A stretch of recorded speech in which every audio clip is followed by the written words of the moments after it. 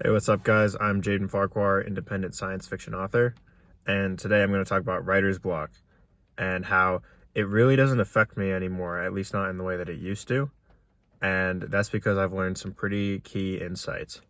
So, with writer's block, when you're feeling it, it may feel like, that just the ideas aren't flowing, or your output is just way lower than usual, like you just can't get any words on the page. And usually there are a lot of reasons behind that. I mean, it's easy to just write it off as, oh, this is just an off day for me. I'm just feeling writer's block. I can't get any ideas out. But I'm actually someone who doesn't think that that's the case. I think there's always a reason for writer's block. It doesn't inexplicably happen.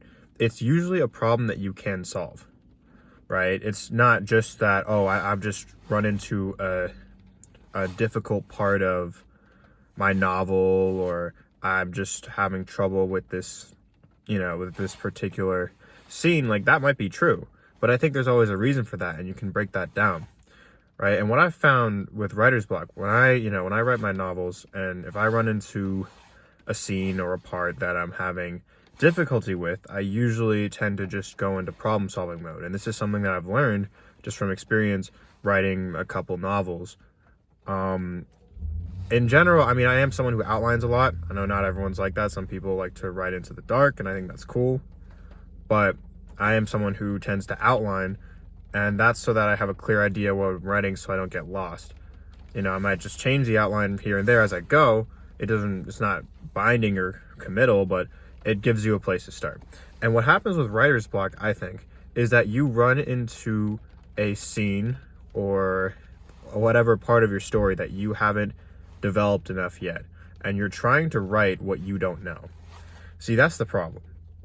Like, oftentimes I find with writer's block, it's either that you have a scene that you want to write. Let's say the characters go to this new location, or they're in this whole like debate, but you can't come up with what they're going to say to each other, or what the whole environment's going to look like, right? You have a situation where you don't know what you want the scene to be, and that's why you're feeling writer's block, right? Like, I found that one very helpful tip that gets me out of 90% of these writer's block situations is just take some time and brainstorm and jot down, outline what you want to write. So if you're having trouble writing a scene because you just can't picture what's going on in this scene, right? Maybe they're in a new location, or too much is going on and you can't picture it in your head. Do some brainstorming, and also do some internet searching and try to find. I always look for, when I'm trying to come up with a setting, for example, I always look for pictures and videos of a similar setting. Even if it's something completely made up, I'll always look for analogous pictures and other things, right? Even if I'm writing on a different planet, right, I can still find, like, okay, this is an icy planet, so I'm going to look at, Arctic stuff, and it's not going to be exact, but it'll be close enough. Or this is like a space scene, and I've never been in space before, but I can research some NASA like content, and I can figure out like what it's like to be in space. There's just so much information on the internet. I feel you can do enough research, and you can find whatever you want. So there's that. But then there's the other side of it. So most often I find writer's block is because you just haven't done enough research. So take a break, do that research, and then get back to the writing. The other thing I found is, let's say like you wrote yourself into a corner, or even besides that, actually, because that's also a research problem. But let's just say you're not feeling it because you're not feeling that same original excitement that you felt for like, let's say you started a novel, you're maybe a quarter or a third of the way through, and you just don't feel excited about it anymore. You're just like, I don't know what happened. I was so excited to start this novel, but now it's feeling kind of bleak, kind of like unexciting, and I just want to honestly abandon this project and work on something else. That's another form of writer's block, often called shiny new idea syndrome. And the way that you get through that, I've found that with writing, it tends to be like exercise, where like you will feel better after you finish writing and accomplish something, but you might not necessarily feel excited to jump right into it.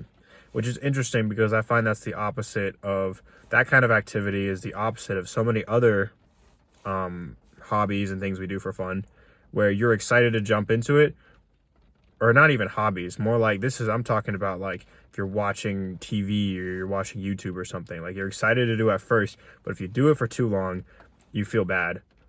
Versus with something constructive like writing, you don't want to do it at first because you know it's going to be hard, but if you allow yourself to get into it, then you feel good afterward.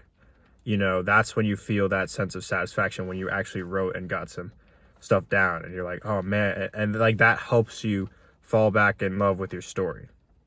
So my advice, if you're dealing with that kind of writer's block where you're like, I just don't enjoy this story anymore, I don't feel that's like that I just don't feel that sense of wonder for it anymore. I don't really care about these characters as much, or like this plot is just so like I'm sick of it, I'm bored.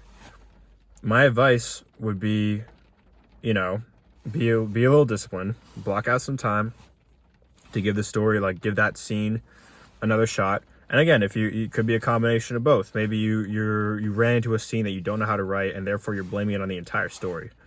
So write the scene, right? Do the research. If you can't write the scene, then do the research and do some brainstorming. Once you do that, you'll be able to write the scene.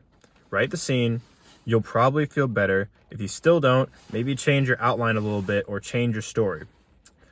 I would suggest always writing, like to me there are no boring parts of my novels when I'm writing, because if I come up with something I want to write, like, I think it'd be really cool if the characters, I don't know, like if I want to explore like the characters dealing with this problem of, I don't know, you come up with arcs ahead of time, like, okay, this character is dealing with a problem of like addiction, and as he gets more addicted, it eventually starts to affect his loved ones. I don't know, something like that.